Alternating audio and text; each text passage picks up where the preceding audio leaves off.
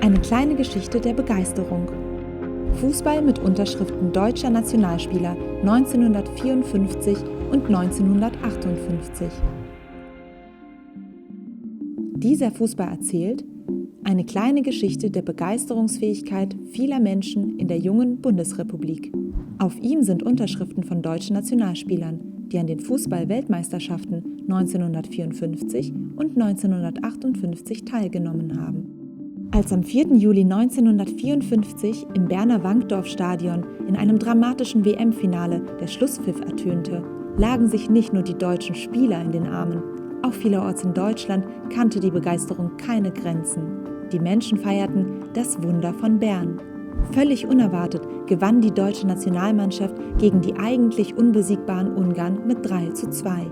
Dabei führten die Ungarn bereits nach 8 Minuten 2:0 und es sah alles danach aus, als würde das Endspiel den erwarteten Verlauf nehmen. Aber angetrieben vom Mittelfeldregisseur Fritz Walter schaffte es die deutsche Mannschaft, das Spiel zu drehen. Durch die Tore von Max Morlock und Helmut Rahn stand es zur Halbzeit bereits 2:2. Die Entscheidung fiel dann in der 84. Minute, als Helmut Rahn das 3:2 erzielte.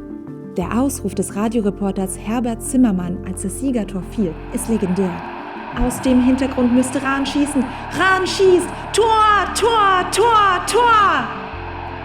Das gewonnene Finale war neben dem sportlichen Erfolg vor allem aber ein emotionaler Höhepunkt der noch jungen Bundesrepublik.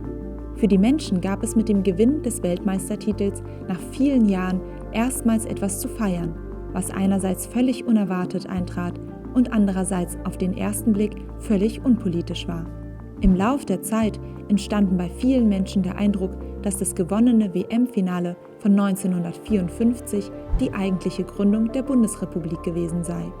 Auch wenn das in dieser Absolutheit natürlich nicht stimmt, so war es doch ein wichtiges Ereignis, welches zur emotionalen Bindung an die neue Staatsordnung beigetragen hat.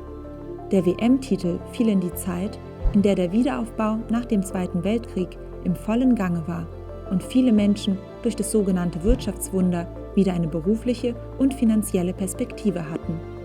Die Rückkehr der letzten Kriegsgefangenen aus der Sowjetunion ein Jahr später trug ebenfalls maßgeblich zur inneren Stabilität des Landes bei.